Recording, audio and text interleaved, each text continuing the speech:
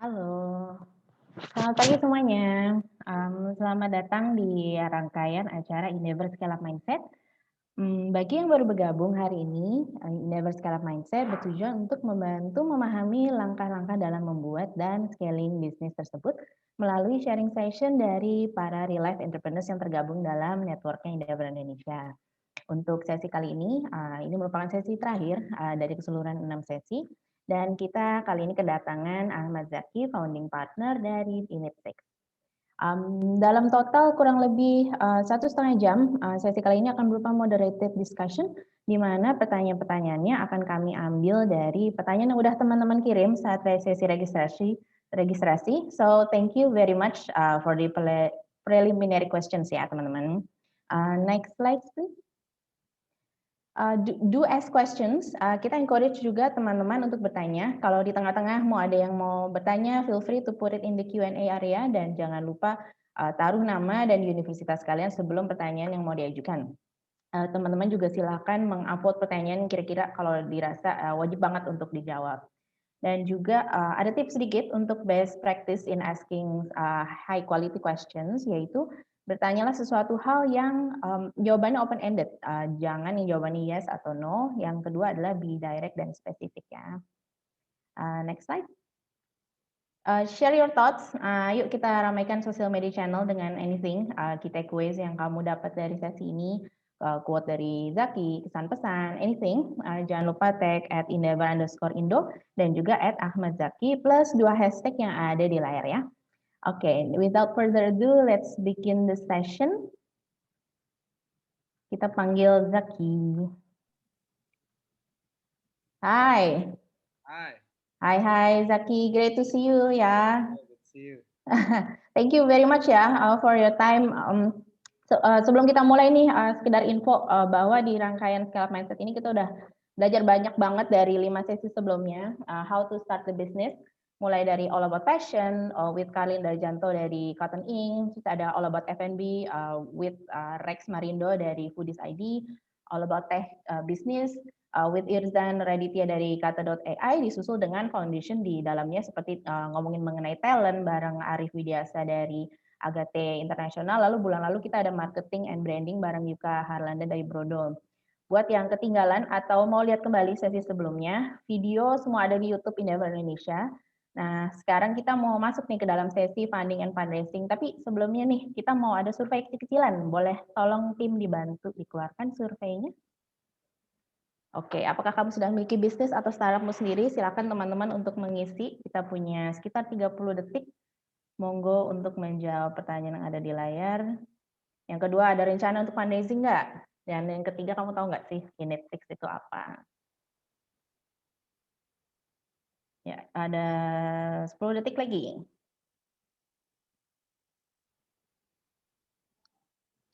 Oke, silahkan mau dimatikan boleh. Kita sharing resultnya and polling. Oke, 69%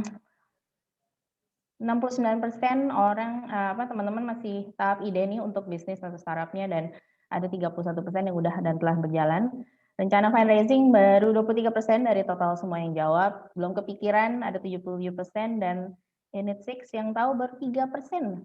Dan baru dengar sekarang tuh sisanya 97%. Oke. Kita langsung aja. Siap. Oke, nah tadi kan without further ado kita langsung mulai. Boleh tolong dibuka slide-nya, tim. Nah, teman-teman di sini mungkin ada beberapa ya tadi ya yang kurang paham mengenai Init6 nih. What's in it? What is it? Why Init6? Kenapa namanya juga Init6? Or Mas Zaki dulu itu startupnya apa sih? Boleh tolong dibantu Zaki di share maybe a bit of your background from your first startup to Init6, dan what was the story behind Init6 ini? Oke, thank you. Yo. Halo, selamat pagi teman-teman semuanya. Dengar kan ya? Dengar. Ya, thank you banget buat Endeavor udah invite. I'm really happy to share with you guys today, karena ini dari berbagai kampus kan ya? Iya, betul. Kita ada kurang lebih 8 sampai 9 institusi. Kenapa? Ada yang udah punya startup atau sebenarnya masih dalam tahap ideation? Banyak sih yang hampir half-half juga tadi. Ada yang udah punya dan masih baru kepikiran juga ada. Okay, so yeah, my startup, I think the only startup yang saya besarkan ya Bukalapak ya. Jadi tahun 2010 saya lulus dari ITB, terus 2010 lulus 2009, terus nggak masa-masa nggak jelas itu setahun karena banyak merenung dan berpikir gitu loh, mau bikin apa gitu loh. Sebelum itu saya bikin software sebenarnya untuk perusahaan. Zaki, punten katanya suaranya agak kecil. Oh ya? Boleh tolong Dengar nggak? Coba teman-teman boleh nggak Halo, dengar nggak? Ini udah deket banget sih. kurang terdengar suaranya. Aku kedengaran sih. Coba boleh mungkin boleh diomongin lagi Zaki. Dengar tapi masih kecil suaranya Zaki. Mandem. Terlalu soft Zaki. I think halo, dengar kan ya? Halo teman-teman. Ada yang bilang cukup jelas, dengar, udah. Ada yang masih kecil juga, kurang keras. Halo. Oke, aku pindah komputer deh. Ini bukan laptop sih, mudah-mudahan lebih jelas. Siap. Mohon ditunggu ya teman-teman semua. Biar enak nih kita juga ngobrolnya. Terima kasih.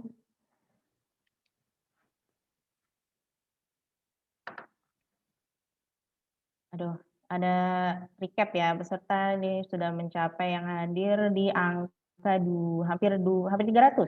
Aduh, luar biasa. Jangan lupa tadi yang untuk yang mau ngecek sebelum-sebelumnya bisa ke YouTube Endeavor Indo. Di situ ada channel namanya Scale Up Mindset. Jadi bisa dilihat ada total kurang lebih ada 5 sama 6 sama opening kemarin untuk videonya. Jadi bisa lihat di situ juga. Tadi Saya sign out ya dari sini. Oke, siap. Teman-teman mohon ditunggu ya, lagi sign out dulu. Nanti Mas Zaki sebentar lagi masuk lagi. Tadi ternyata yang baru tahu Unit 6 itu agak dia belum banyak ya. Itu nanti di sini kita akan minta Zaki untuk ngejelasin lebih jauh. Siap, sudah masuk kembali. Tunggu audionya lagi connect. Masih mute? Halo, dengar nggak? Lebih jelas nggak? Oke, teman-teman gimana nih? Jelas banget. Oke. Berarti laptop saya bermasalah itu. Cuma ini tuh komputer udah lama banget. Ada sorry banget kameranya agak ada. Nggak apa-apa. Jadi ada kesan-kesan itu ya, semua komputer udah usianya 10 tahun. Oke, lanjut. Lanjut ya, jadi saya mulai Bukalapak 2010, jadi lulus. Sebelum Bukalapak saya bikin banyak banget software, tapi kebanyakan service gitu ya. Jadi ada orang minta software, saya bikinin. Pernah waktu itu software quick count juga untuk election polling gitu ya di TV. Pernah beberapa saya bikin untuk TV station. Terus baru bikin Bukalapak. Dan tahun lalu saya memutuskan untuk mengambil very big decision. Kenapa? Karena I think Bukalapak is too big ya. It's very big and they are going IPO and I was thinking to start new things ya, yang ngerasanya bisa nge-explore hal-hal baru.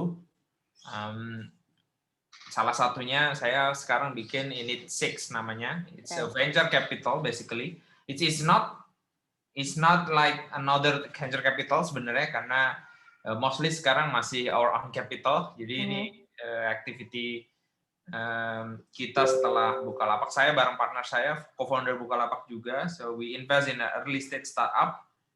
Ticket size like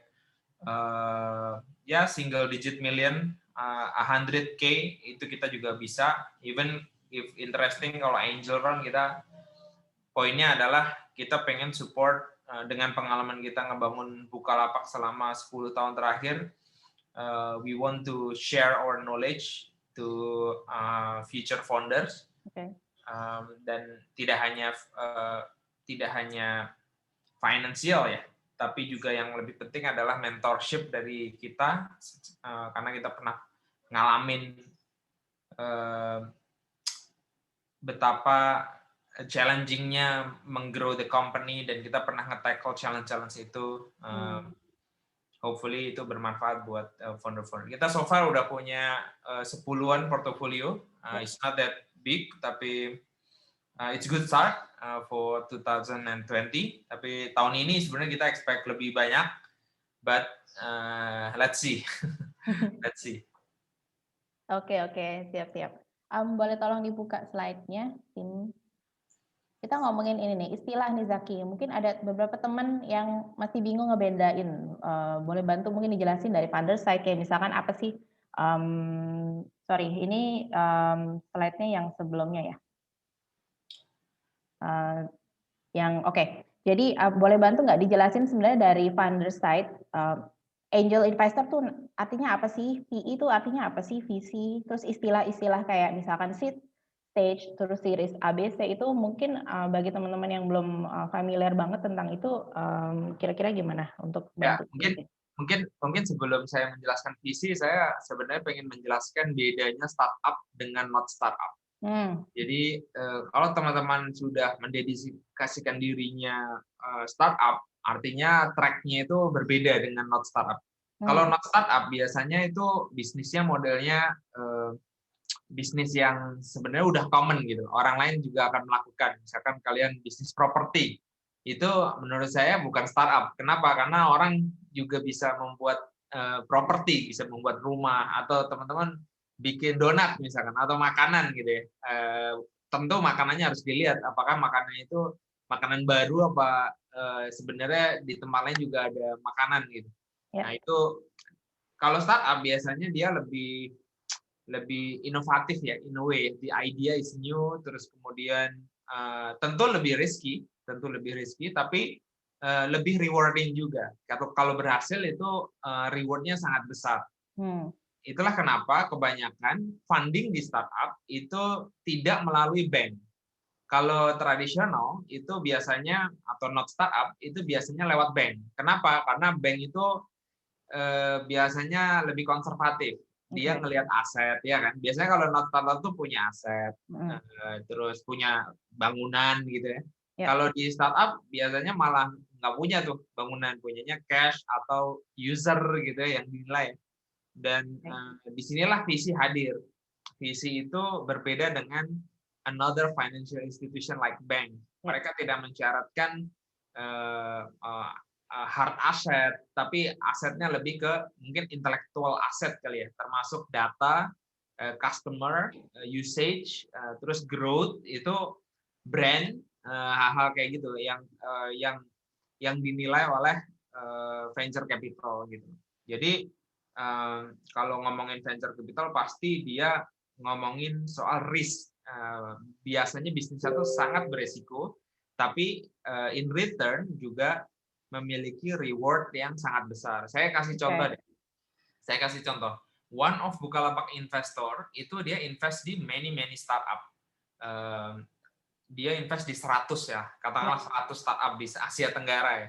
Gitu. Nah, Bukalapak itu salah satunya yang jadi unicorn.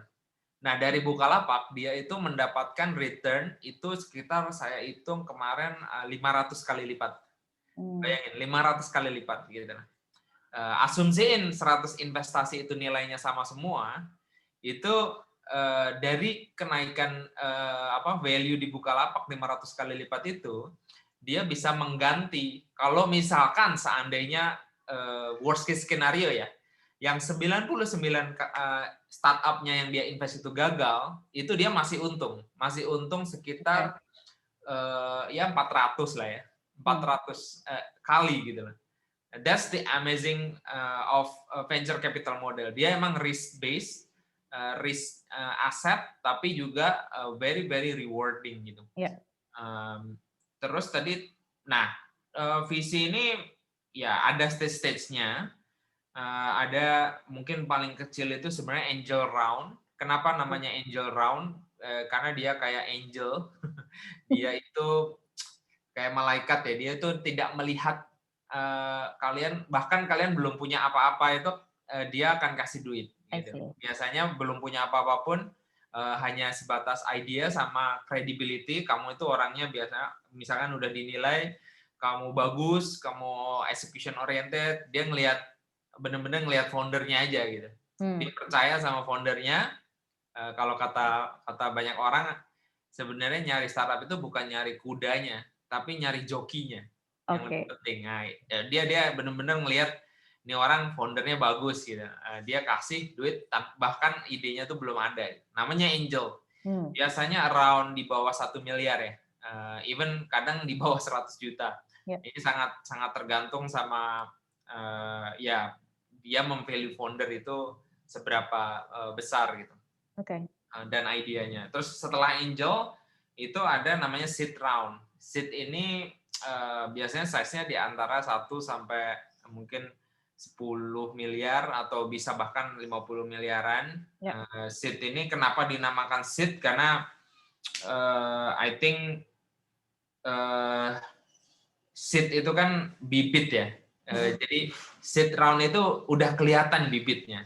Udah jadi nah ini kayaknya bibit nih gitu lah, bibit bagus nih gitu. Nah, ciri-ciri bibit yang bagus itu apa? Dia belum punya revenue biasanya. Kalaupun punya revenue sangat sedikit, tapi udah ada tanda-tandanya. Misalkan ada biasanya tuh ada istilahnya product market fit. Ya.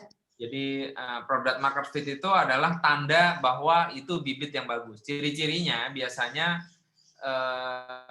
dipakai oleh banyak orang, tapi belum besar sekali ya. Oleh ya cukup meaningful lah, katakanlah 10.000 user atau ribuan, tergantung modelnya. Kalau consumer itu 10.000 udah cukup bagus ya, 100.000 gitu. Kalau B2B dipakai 10 klien, asalkan kliennya puas itu maybe it's good start for seed investment gitu. Jadi seed itu produknya udah jadi ya.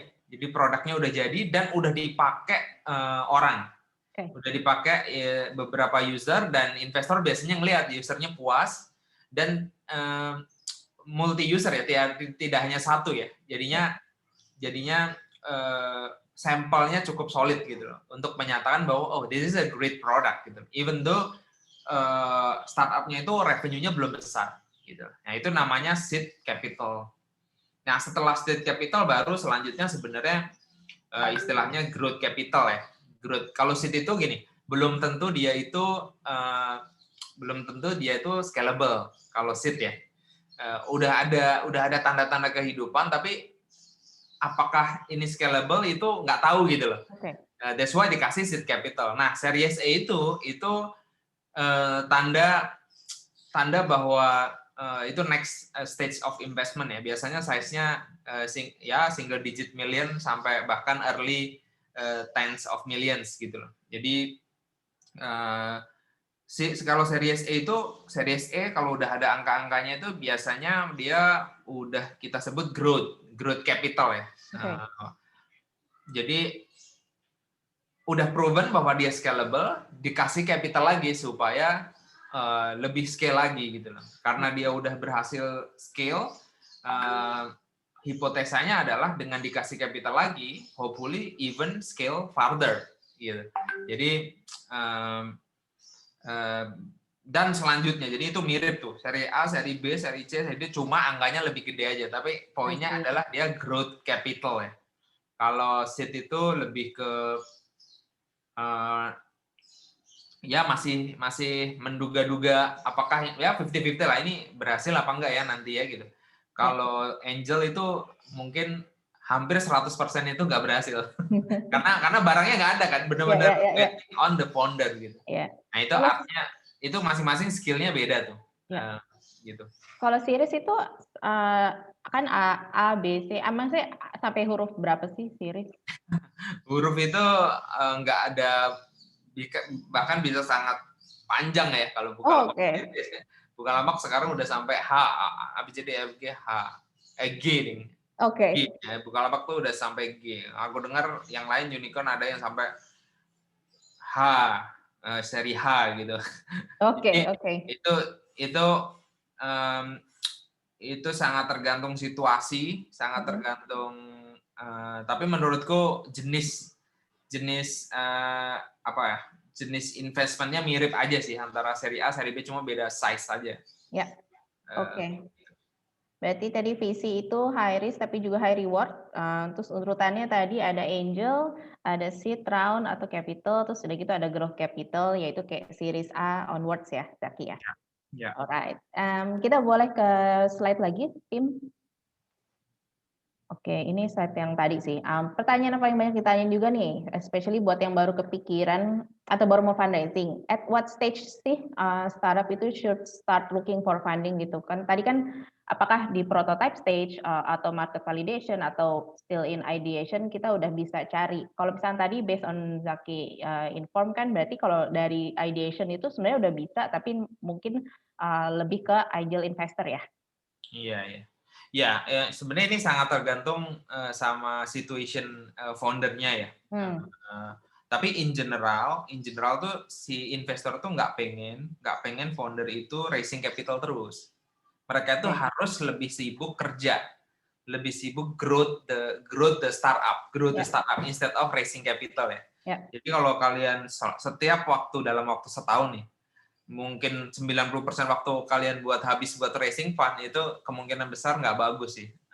Ideally, if I'm not mistaken, dulu waktu Bukalapak kita spend funding itu di awal waktu untuk funding itu benar-benar sangat minimal. Mungkin setahun itu spend 5% lah ya waktu itu untuk jabanin orang untuk ya pengen dengerin Bukalapak gitu loh. Most of the time kita bilang sekarang belum fundraising gitu karena we are very busy in building our product gitu. Nah sekarang ya tadi saya bilang tergantung situasi foundernya. Apakah foundernya ini punya early capital apa enggak gitu. Ya. Kalau in case Bukalapak dulu kita alhamdulillah di awal kita nggak membutuhkan capital yang banyak karena nature of Bukalapak itu kan platform ya. Jadi kita itu ngembanginnya benar-benar dari skill kita, ngembangin produknya itu. Kita nggak raise angel, kita langsung ke seed gitu. Jadi waktu itu kenapa butuh seed karena we need to hire more people sama Bukalapak growth-nya waktu itu bagus banget dan kita butuh server juga untuk memenuhi pertumbuhan kita itu. That's why dan waktu itu kita kayaknya nggak effort banget sih. Tiba-tiba ada yang deketin dari Jepang, so we decided to let's do it gitu. Karena pengennya sibuk bekerja tadi gitu. Yeah. So I think kalian mesti fundraising ketika kalian butuh. Nah itu ya. Ketika kalian dalam arti ya sudah saatnya gitu. Jangan setiap waktu. Misalkan runway-nya udah, tapi juga jangan pendek juga ya. Misalkan runway-nya kalian tinggal 3 bulan. Runway itu adalah usia ya, usia startup-nya. Cash-nya masih ada 3 bulan.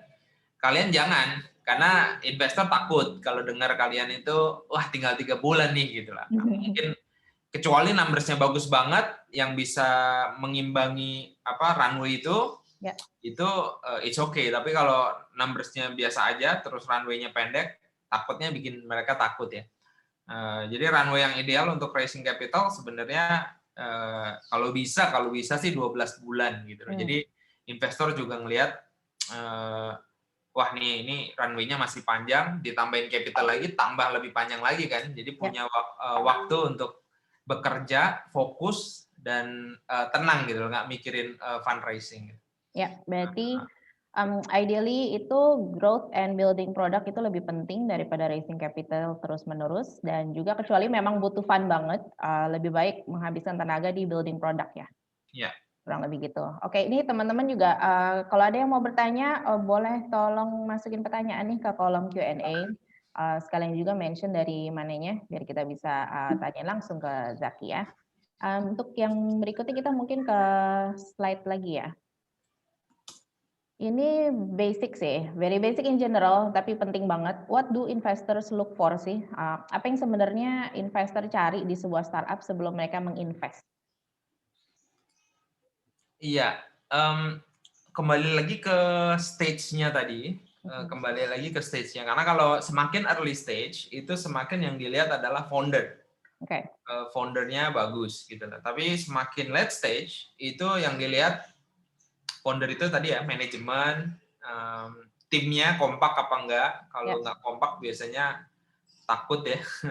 Termasuk ini cap table-nya juga nih, hati-hati nih. Ini yang paling sering nih yang kita lihat, cap table tuh ini, susunan pemegang saham. Jangan sampai di awal-awal founder itu langsung memiliki saham yang sangat kecil di perusahaan. Katakanlah foundernya memiliki 10%. Padahal masih seed gitu loh. Nah, itu buat investor juga pasti nggak akan mau. Kenapa? Karena hukumnya adalah ketika founder memiliki saham yang kecil, itu dia nggak motivated. Dia akan lebih nggak motivated. Dia lebih terinsentifas untuk keluar nanti. Karena di luar mungkin lebih menarik ya rewardnya.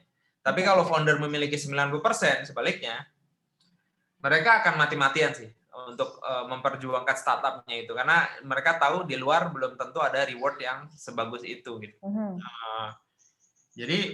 Jadi mungkin itu poin-poin yang sangat penting bagaimana kalian sebagai founders jangan langsung ngasih ownership yang selalu sangat royal atau banyak kepada investor ya gitu lah. Diirit-irit gitu. Kalau bisa dari awal 5%, 10%. Jadi kalian tuh masih kontrol sehingga nanti pas raising capital terus-terusan itu kalian masih memiliki total founder katakanlah 30% gitu. Ketika nanti udah unicorn itu kan cukup bagus ya.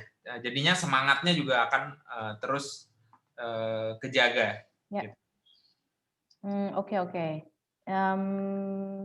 Ini kita langsung aja ke pertanyaan nih ada dari teman-teman ini dari Iqbal Iswandi. Sebenarnya poin penting apa sih yang harus ditampilkan dalam ide bisnis ke calon investor? Aku ada slide sih, bentar. Boleh, silakan. Bisa share screen. Ada satu, saya ngisi kuliah kebetulan di ITB ya, saya ngajar di ITB, tapi juga cuma dosen tamu aja. Dan ada khusus slide tentang funding ya.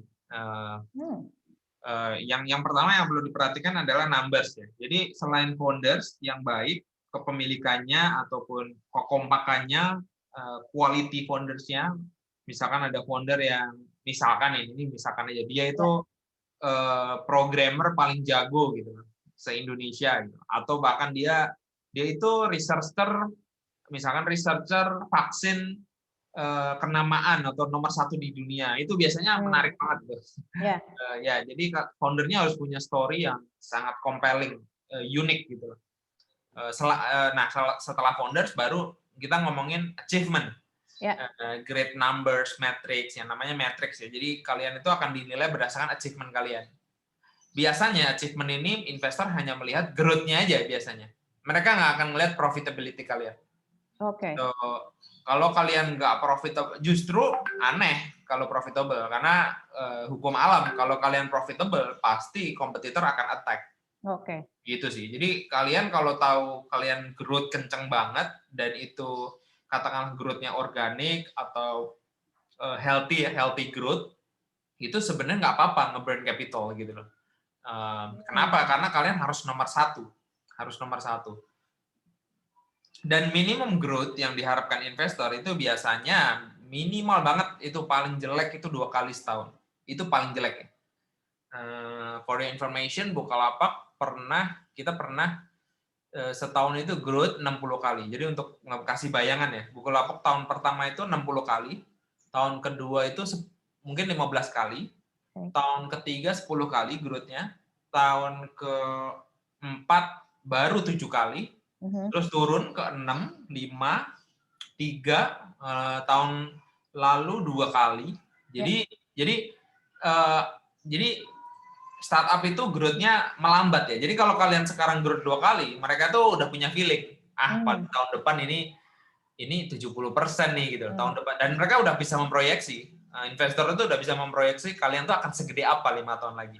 Ya. Kira-kira gitu. Jadi kalau kalian growth tahun ini misalnya 7 kali atau 5 kali gede gitu ya, lipatannya itu bagus banget sih.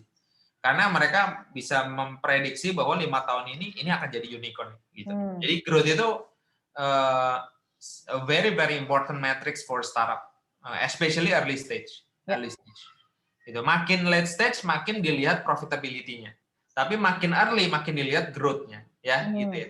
Karena makin late stage mereka kan mau IPO kan, dan ketika IPO orang makin concern sama burn gitu kan, burn of capital, burn rate gitu-gitu. Walaupun ada juga ya kayak ada investor yang nggak tetap peduli growth di late stage. Jadi terus yang kedua itu cerita ya. Jadi kalian tuh harus punya cerita yang very compelling lagi ya. Dan itu harus inline antara founders, the product, sama the metrics gitu. Ini tiga ini harus nyambung nih.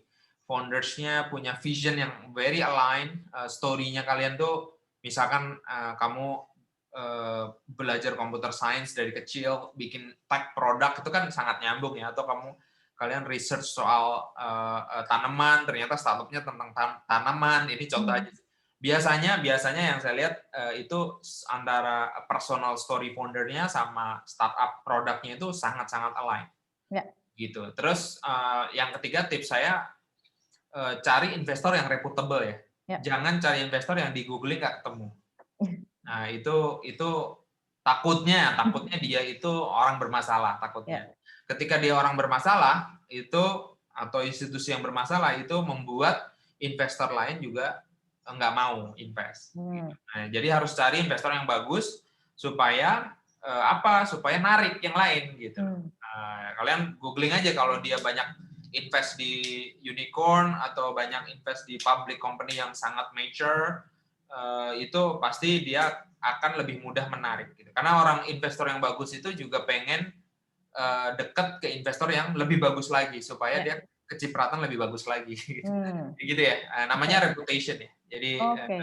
Jadi please jangan pilih investor yang kalian nggak pernah dengar gitu. Yang keempat itu ya tadi ini sebenarnya agak mirip yang saya sampaikan tadi, supaya founder itu lebih motivated. Biasanya founder itu harus dikasih term-term yang lebih friendly. Jangan sampai kalian tadi pertama jelas share of ownership. Kalian misalkan dari awal udah punya sedikit, jelas itu kalian nggak akan motivated sih nanti sih. Karena ini kita ngomongin long term ya. Jadi ketika kalian membuat startup, kalian harus visionnya itu 10 tahun. Kalian akan ada di sini 10 tahun. Gimana caranya kalian nggak kepikiran pekerjaan lain gitu. Dan harus sharp focus. Nggak boleh kepikiran yang lain gitu. Misalnya kalian ditawarin kerja dengan gaji selangit, gimana caranya kalian nolak gitu. Nah, salah satunya itu ownership, terus ada namanya term liquidation preference ya. Kalian mungkin nanti akan tahu. Liquidation preference itu bunyinya gini kurang lebih. Kalau company-nya nanti bangkrut, itu mereka akan melikuidasi, misalkan ada punya properti, punya mobil, komputer, itu akan dijual semua, dan ini akan tergantung bunyinya liquidation preference. Ada yang 1 kali. Kalau 1 kali artinya itu misalkan dia invest 1 miliar, nilai liquidation-nya tadi 1 miliar harus dikasih ke investor dulu. Ya, kebayang ya? Baru dibagi rata. Jadi investornya itu kayak punya preference gitu lah. Takutnya, kenapa mereka butuh preference? Karena takutnya yang dilikuidasi misalkan nilainya cuma 500 juta gitu.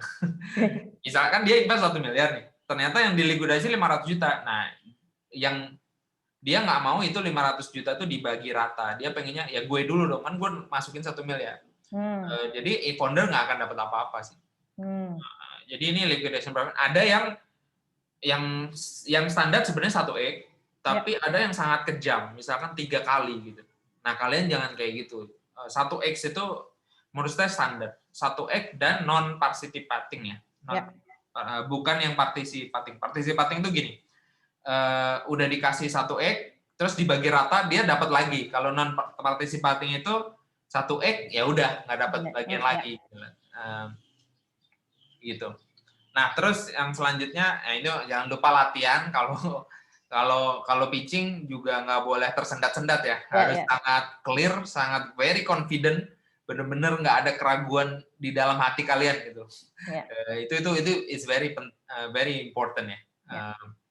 Nah itu yang terakhir mungkin juga jangan terlalu high valuation juga. Sebenarnya ya segala sesuatu kalau kelebihan atau kekurangan nggak baik, jadi harus pada tempatnya aja sih. Karena kalau tuh high valuation tuh ada yang pernah ngalamin namanya down round, pernah dengar ya? Mungkin nanti bisa dicari di googling.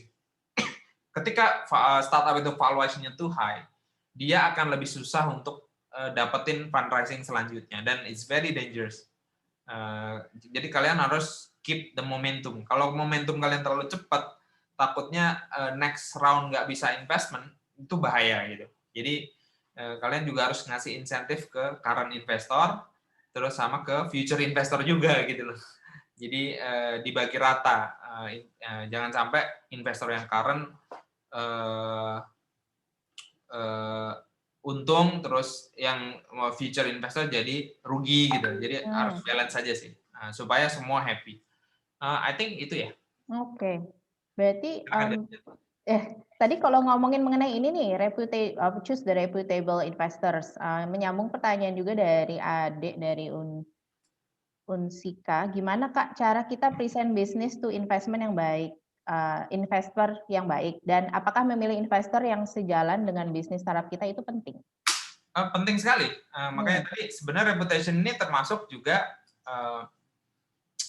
alignment sama founder ya. Jadi jangan sampai investornya tuh ada reputasi berantem sama founder gitu. Ya, ini juga harus dicek gitu loh. Kalian harus selalu cek apakah investornya ini suportif, itu juga termasuk dalam ranah ini gitu loh. Suportif ini artinya gini. Coba kalian analisa si investor ini biasanya kalau invest itu invest lagi nggak? Kalau invest lagi itu bagus. Dia artinya suportif. Karena ada investor yang invest terus habis itu nggak pernah invest lagi, cuma nebeng gitu. Jadi semakin dia sering mensupport terus ya. Jadi gini, kalian kan nanti diinvest. Jangan sampai ketika kalian nanti butuh duit, si current investor ini nggak ikut lagi gitu. Ada tuh yang kayak gitu, yang mereka tuh prefer untuk udah tutup aja deh gitu. Padahal kalian masih mau berjuang gitu. Kecuali numbernya jelek banget ya. Kalau numbernya jelek banget, fair lah ya. Tapi kalau menurut kalian udah perform bagus atau ada startup lain, kalian benchmarknya, menurut kalian ini dulu bagus banget tapi nggak disupport gitu. Nah itu juga bisa jadi penanda bahwa investornya mungkin kurang oke. Tapi in general yang sering masuk Tech in Asia, TechCrunch, media-media yang reputable itu in general, makanya tadi indikator saya Googleable gitu. Yang parah itu sebenarnya yang tidak ada di Google, tidak punya website, itu parah banget sih. Tapi itu orangnya nggak jelas gitu loh. Yang kayak gitu exist ya, maksudnya mereka berani untuk invest padahal mereka nggak punya reputasi yang bagus dan nggak ada di kanal online lah misalnya. Jarang sih Mbak, tapi ya takutnya ada aja sih. Takutnya ada aja. Oke. Ini juga ada banyak pertanyaan juga nih dari teman-teman. Salah satunya mungkin dari Sheryl dari ITB, ngomongin mengenai Init6. Saya baca berita Kak Zaki sekarang tuh rajin invest ke startup, salah satunya Edukasistem. Kalau boleh dijabarkan, apa sih yang membuat Kak Zaki ingin berinvestasi di startup, dan kriteria startup yang bagaimana yang Kak Zaki inginkan untuk invest? Terima kasih. Yang membuat pengen invest di startup, karena saya pernah ngalamin Bukalapak sih.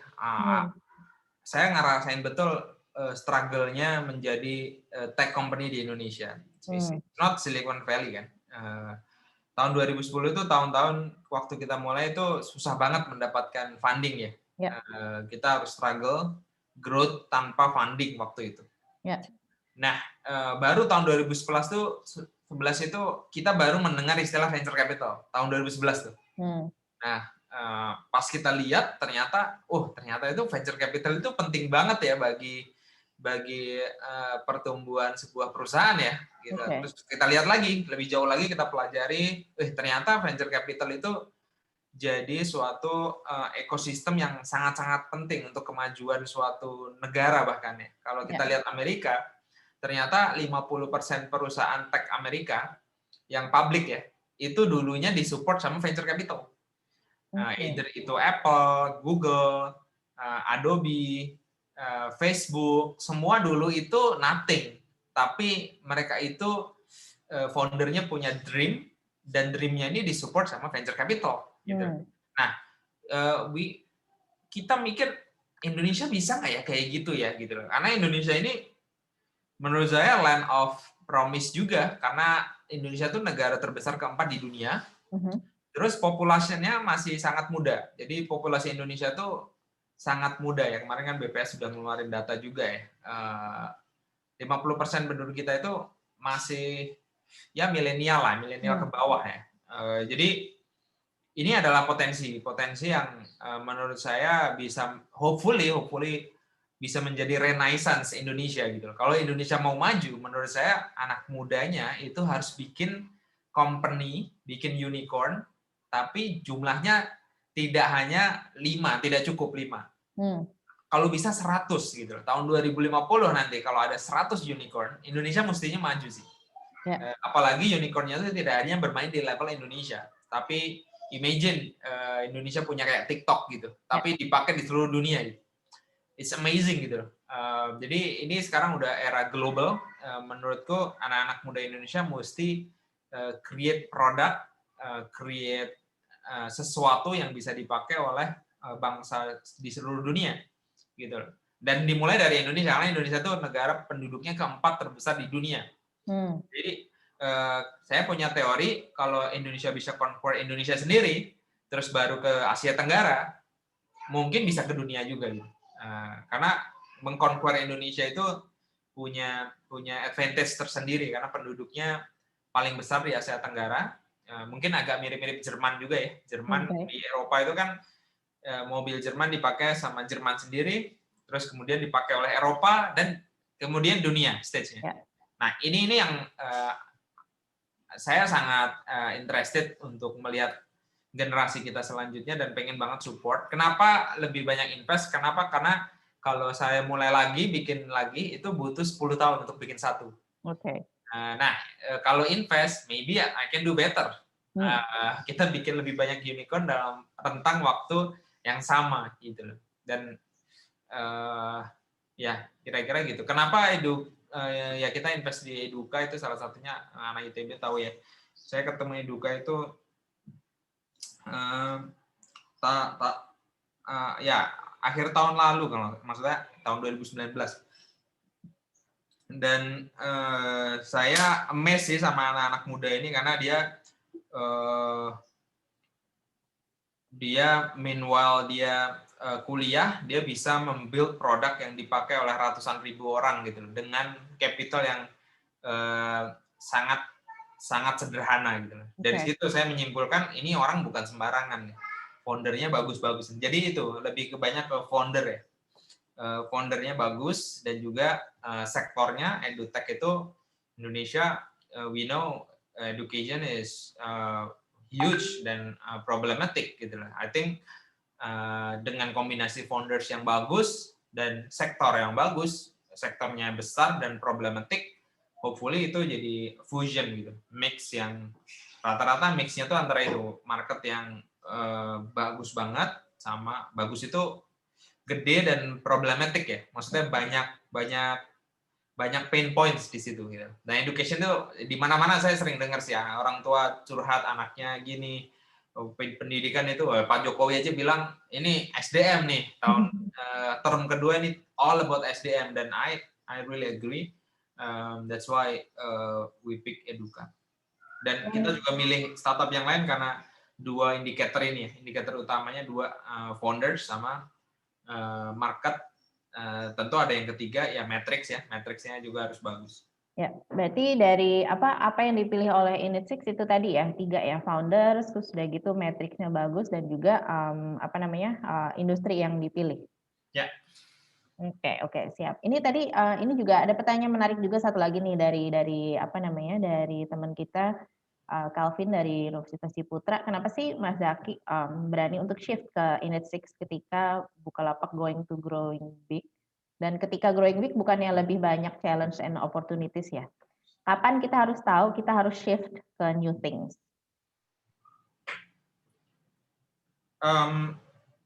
Tidak mudah ya tentu ya, karena Bukalapak itu kan udah kayak anak saya sendiri.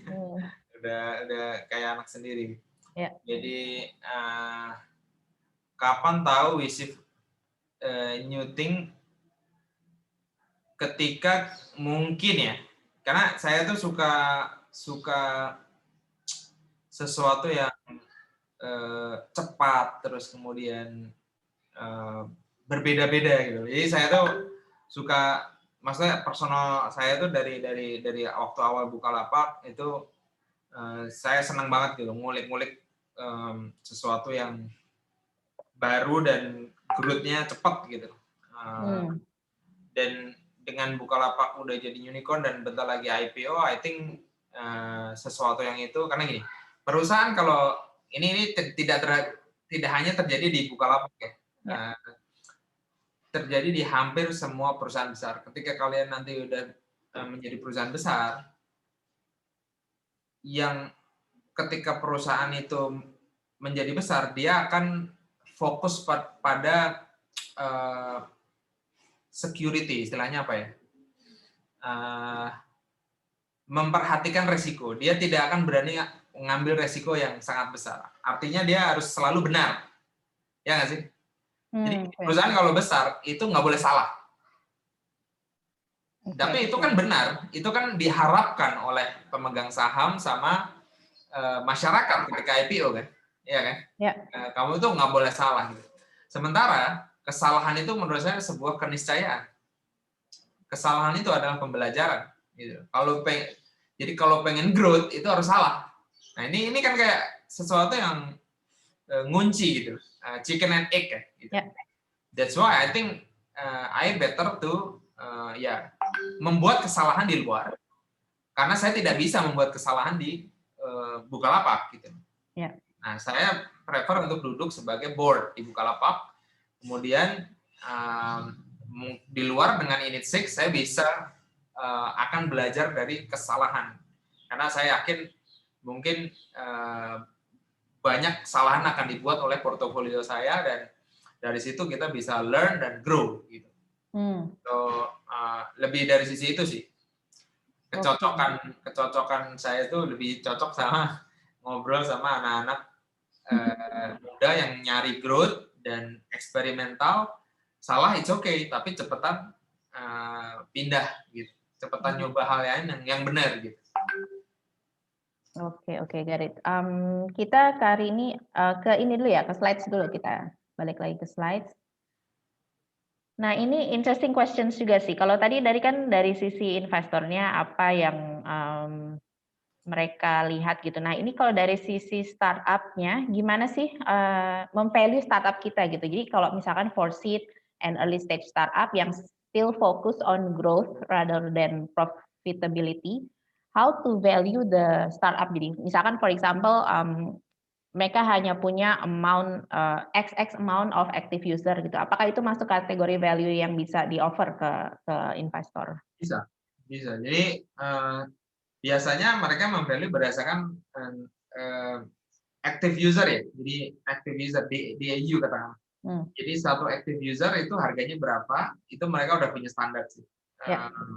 Atau bisa juga GMV.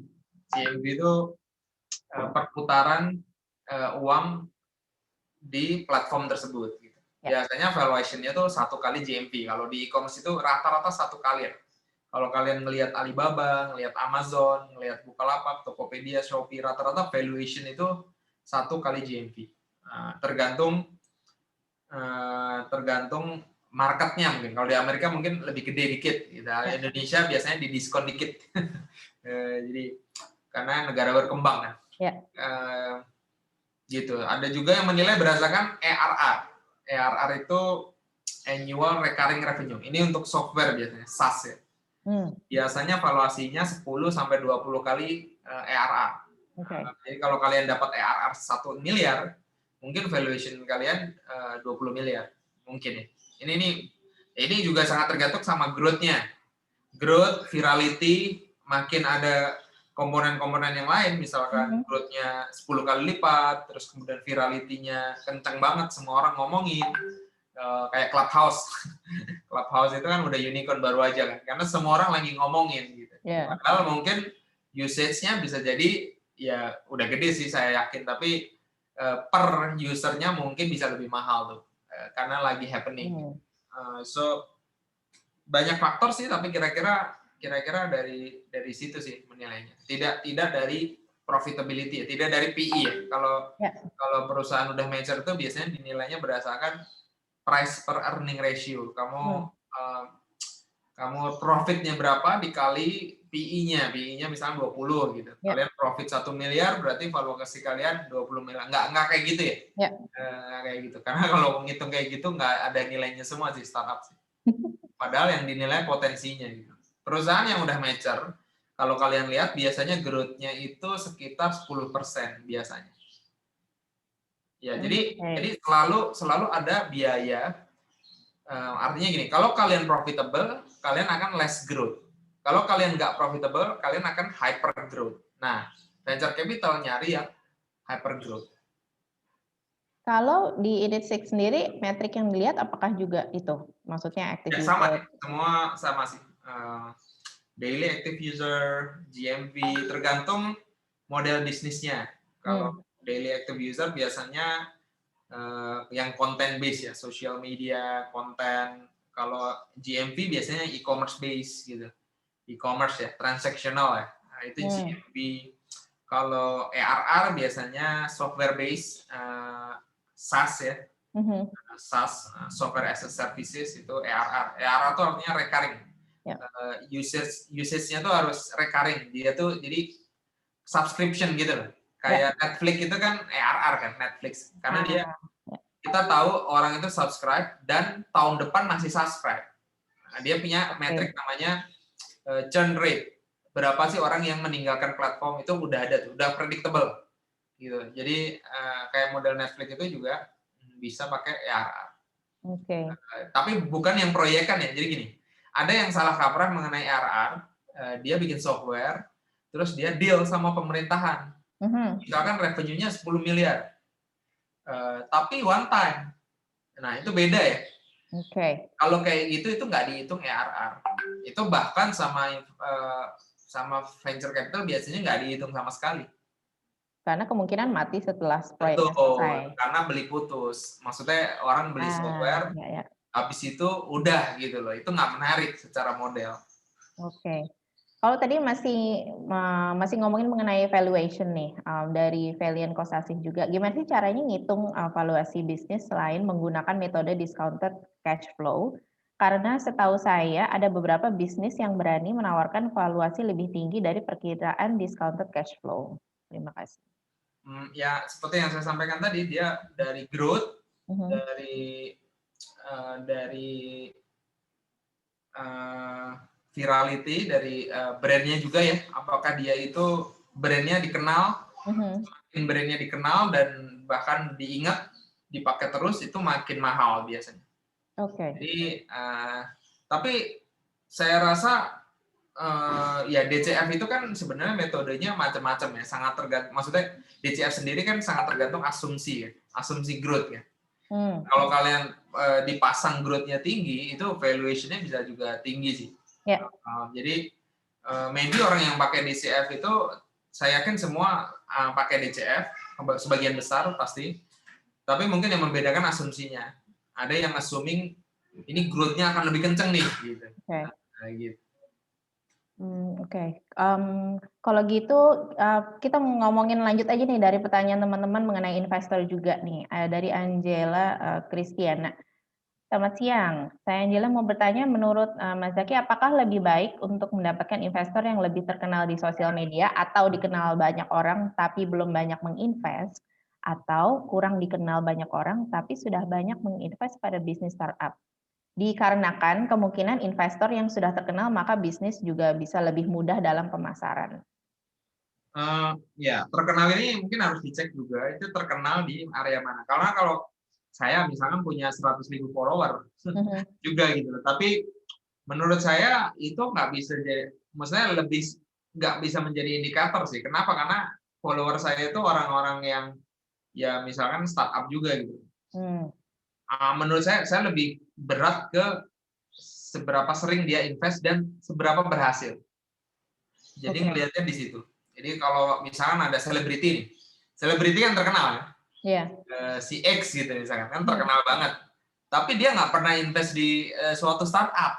Menurut saya skornya tidak lebih baik daripada misalkan orang yang nggak punya follower, bahkan nggak punya social media, tapi dia udah invest di 100 startup dan satu jadi unicorn misalkan.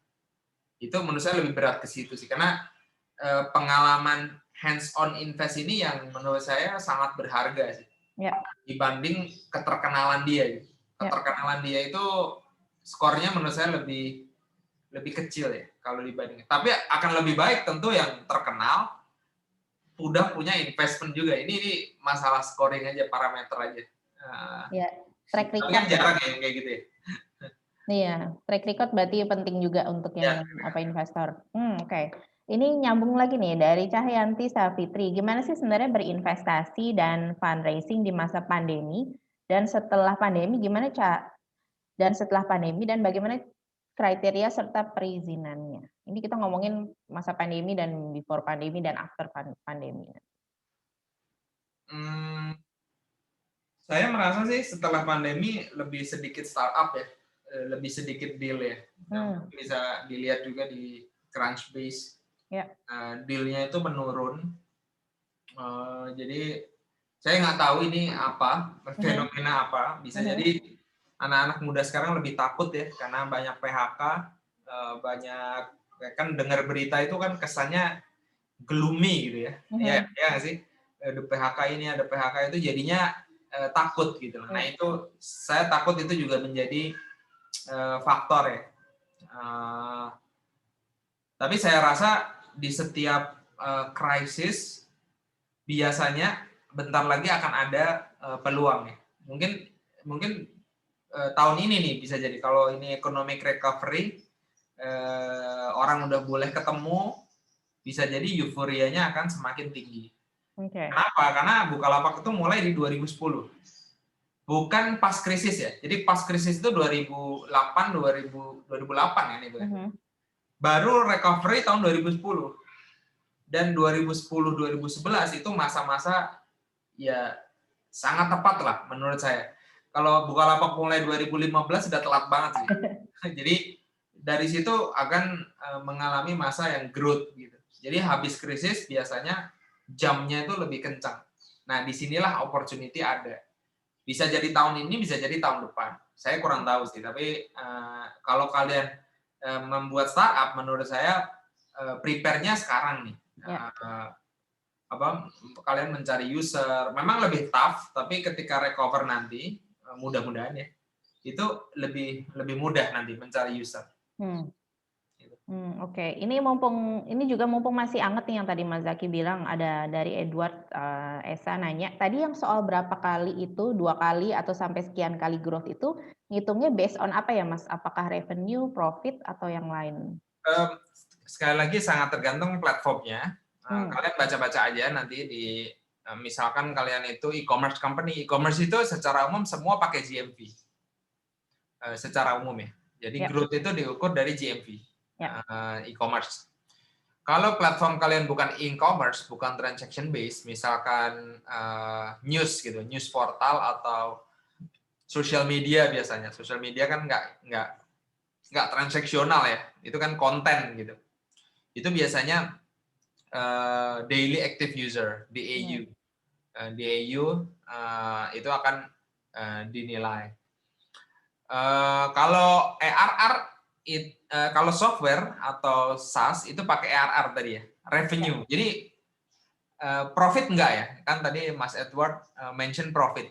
Profit enggak? Jangan pernah berpatokan ke profit. Udah, itu enggak ada gunanya. startup itu memikirkan profit.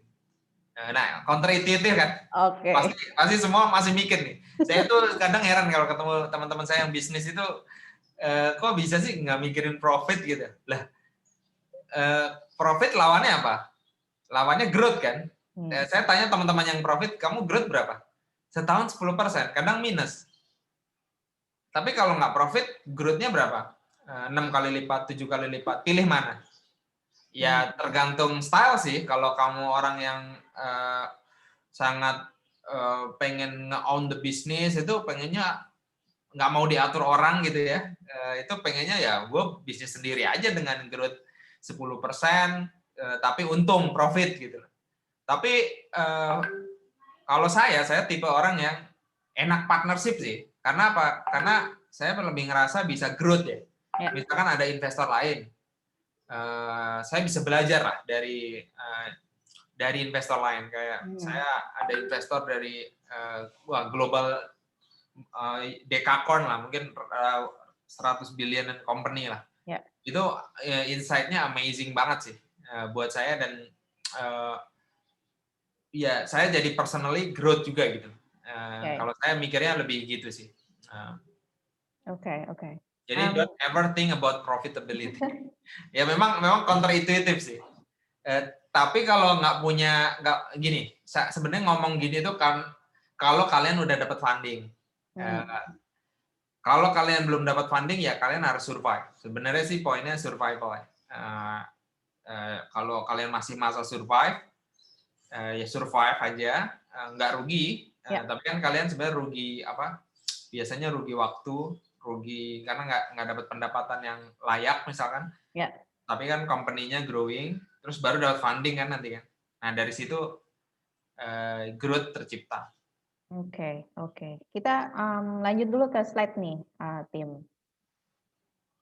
Sebenarnya what's in it sih for both, Zaki? Kayak misalkan setelah get funding, obligation apa sih yang sebenarnya diminta oleh investor gitu?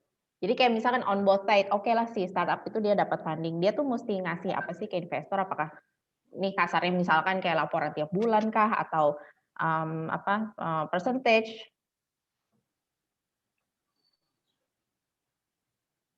Sebenarnya tidak banyak berbeda dengan konsep, ya sebenarnya ini partnership ya. Partnership tapi mereka lebih pasif aja ya. Investor itu rasanya most of investor saya yakin lebih pasif. Jadi yang diharapkan ya founders, manajemen itu perform well, bisa nge-grow the capital, dan memberikan return yang sangat baik bagi si investor gitu.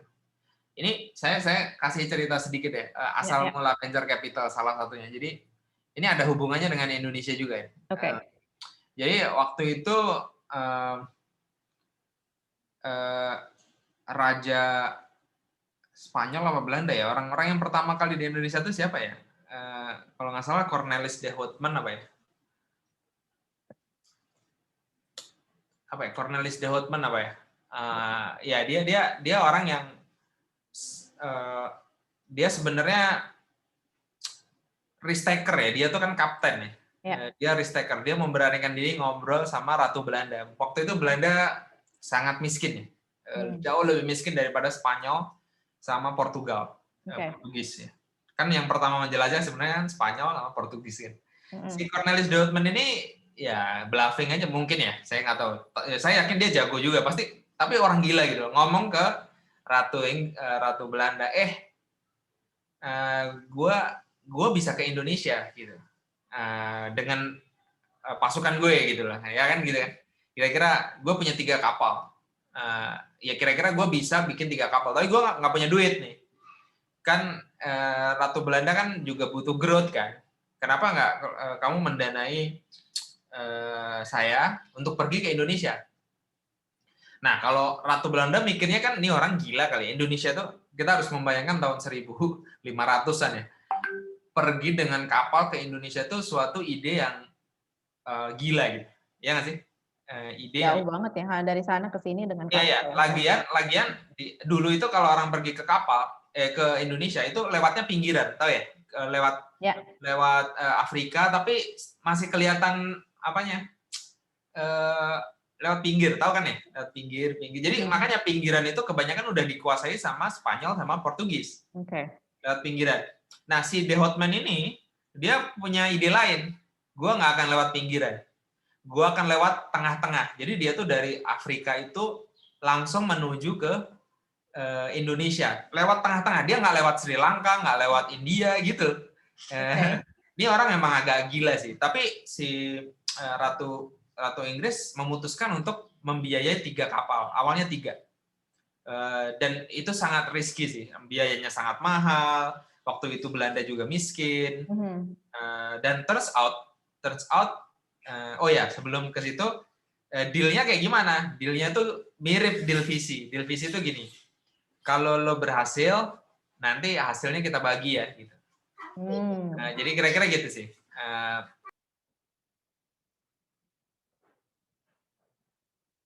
Sorry, my kids. It's okay.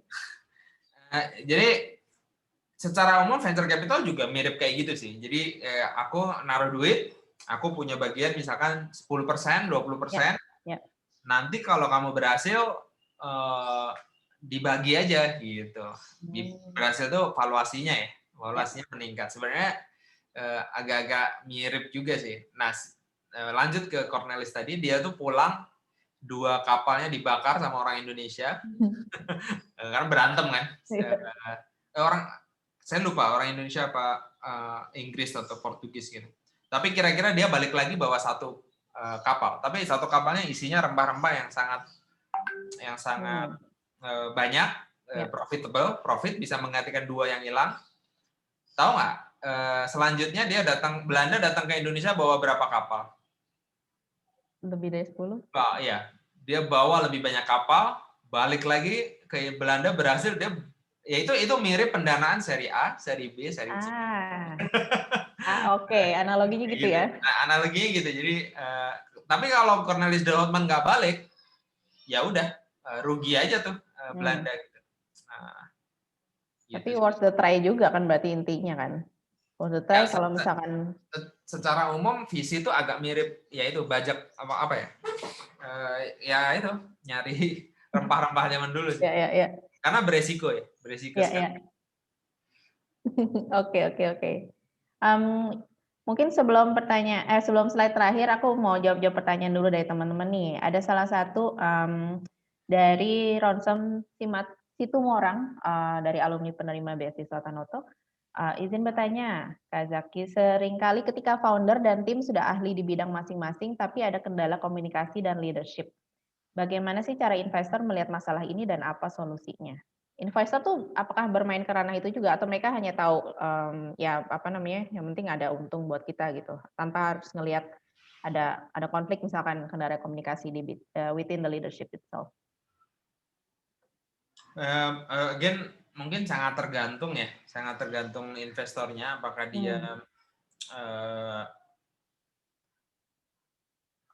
dia sedikit hands on atau full hands off gitu. Yang pasti nggak ada yang full hands on karena itu akan aneh gitu. Sedikit hands on tuh dalam arti meetingnya sebulanan gitu kan. Ada yang bahkan meetingnya cuma setahun. Nah itu beda spektrum ya.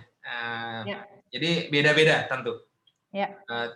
Tapi saya rasa kalau sebagai founder yang baik, kalian harus terbuka sih. Menurut saya itu hubungan yang akan lebih sustainable, terbuka. Jadi kalau ada masalah, itu bagusnya segera disampaikan. Misalkan ada konflik. Karena gini, si investor itu biasanya sudah pernah melihat kasus yang sama di tempat lain. Kalian konflik, dia udah punya kayak bayangan gitu loh, untuk men-solve konflik itu biasanya gimana gitu. Itu kita pengalaman sih. Pernah konflik, entah gimana nge-resolve konflik, itu atau growth-nya stuck. Nah, biasanya kalau growth stuck itu bahaya ya. Buat venture capital itu salah satu selain berantem sama growth-nya stuck. Itu juga cukup dangerous. Biasanya kita required more intense meeting gitu, misalkan bulanan atau dua mingguan gitu. Jadi saran saya sih sebagai founder lebih terbuka aja sih sama visinya ya. Biasanya mereka bisa bantu solve the problem. Oke. Semoga menjawab ya tadi. Dan ini juga masih berkaitan dengan apa namanya, partneran nih dengan apa, co-founder atau apa namanya, partner bisnis. Dari Jovanka Wijaya, dari Binus University, kalau misalnya kita bangun startup dengan partner, dengan uang pribadi kita masing-masing dengan jumlah yang sama, itu ini teknis ya. Pembagian sahamnya gimana ya kalau sudah mau cari investor? Ini sering banget nih jadi pertanyaan nih. Saya ada situs namanya founders.com nih. Bukan situs saya, tapi nemu aja, lucu ya. Dia itu, Founders.com. bentar, saya mau share ke everyone, bisa kan ya? Bisa, share ke berarti all panelists Kelihatan nggak? attendees. Itu Kelihatan kelihatan. kan ya teman-teman? Udah bisa kok Founders. harusnya. Coba saya share. Dia tuh bikin kalkulator gitu. Kelihatan kan ya? Ya, kelihatan. Dia tuh bikin kalkulator soal berapa persen pembagian percentage dari founder gitu. Dimulai dari siapa CEO-nya, ini siapa yang coding, misalkan siapa yang punya original idea. Lucu juga. Iya. Menarik. Kalau ini duit, nah ini sih, who pay for basic expense. Ya gini kan. Ya gitu-gitu deh. Tapi katakanlah gini ya bentuknya ya. Yang ngacak aja aku. Coba kita buka. Itu lucu kan? Dia udah. Tapi kira-kira ya bisa pakai feeling kayak gini, tapi kalau mau lebih rigid pakai ginian juga bisa sih. Oke. Kalau nggak mau ribet, menghilangkan prasangka, kalau dirasa duitnya kontribusinya sama, terus kalian ngerasa sama-sama jago di bidangnya, ya udah 50-50 gitu kalau 2 orang ya. Kalau 3 orang ya sepertiga gitu. Kalau dirasa, karena takutnya angka sedikit ini menjadi sumber konflik kan. Tapi kalau ini sudah di-agree, ya why not? I see, oke. Itu teman-teman semoga bermanfaat itu, apa namanya, linknya bisa dicoba untuk yang kalau mau cari funding dengan partner juga. Ini mungkin pertanyaan terakhir dari, sebelum kita masuk ke slide, pertanyaan terakhir dari Anggi Edo Prasetya. Mas Zaki ingin bertanya, growth ini penting banget buat startup karena akan nilai visi. Kalau startup bisa growth-nya berlipat-lipat. Jadi pertanyaannya gimana sih strategi growth yang bagus? Apakah melihat dari segi produk startup-nya atau dilihat dari segi kebutuhan user-nya?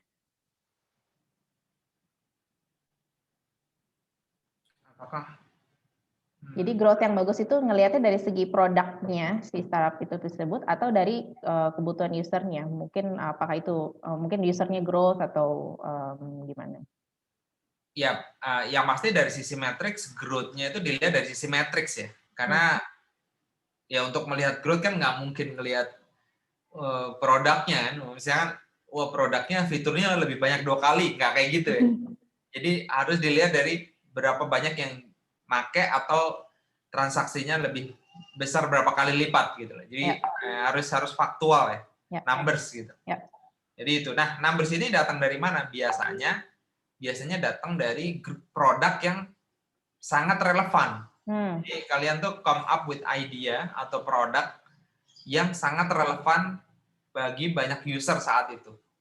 Ya, kalau case-nya Bukalapak, e-commerce itu tahun 2010, 11, 12 itu sangat relevan gitu.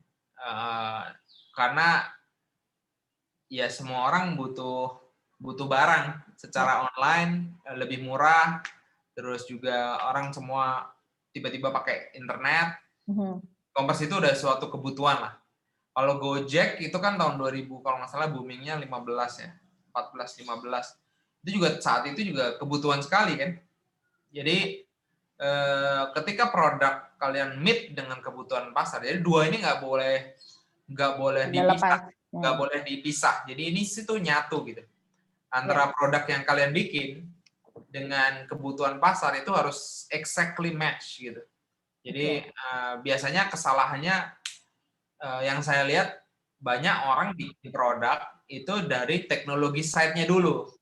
Misalkan dia sekarang AI booming, dia pakai teknologi AI, dibangunnya dari situ, tidak dari kebutuhan. Nah, itu juga kadang jauh tuh antara produk dan usernya. Yang bagus sebenarnya memang ngobrol sama user sambil mencari solusinya gitu. Saya rasa itu pendekatan yang lebih tepat sih, lebih ngobrol sama customer dulu gitu.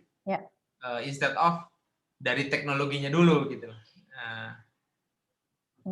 Oke. Kita ini aja deh, apa namanya, abis ini kita ada satu buah slide penutup sebelum kita closing. Boleh tolong dikeluarin. Ini untuk ibaratnya pesan dari Kak Zaki. Untuk yang kepikiran mau segera fundraising in general nih, apa sih do's and don'ts-nya buat teman-teman?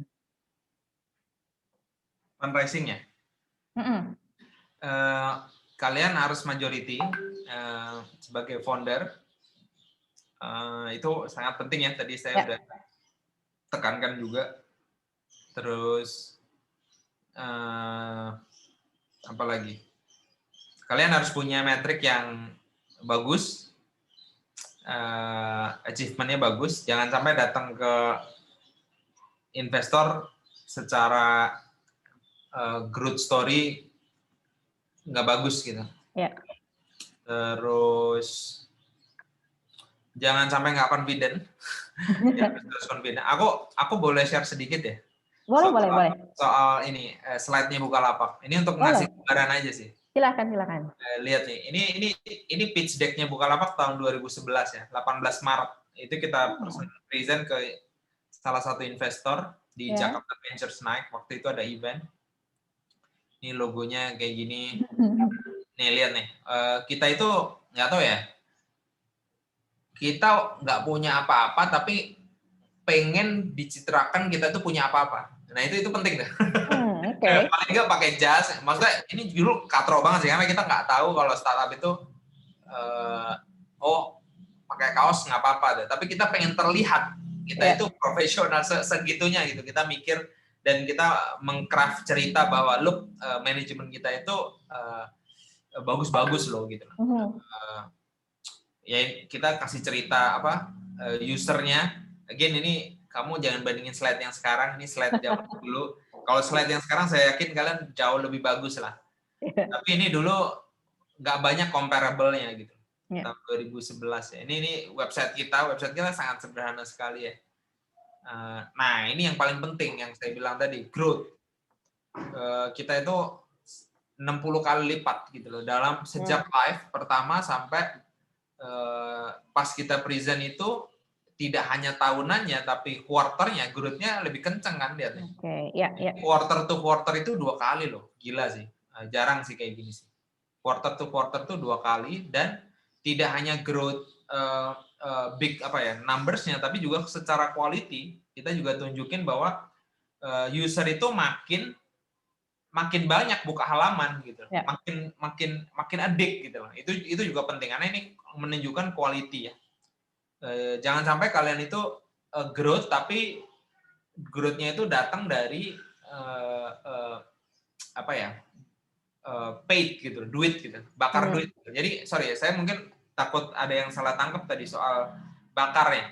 Jadi burn atau loss itu harus digunakan untuk sesuatu yang produktif, yang healthy, growth-nya.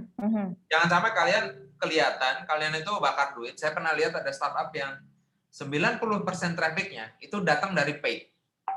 Jadi dia bakar duit itu untuk ngejar paid user supaya traffic-nya angkanya bagus gitu. Untung saya ngerti.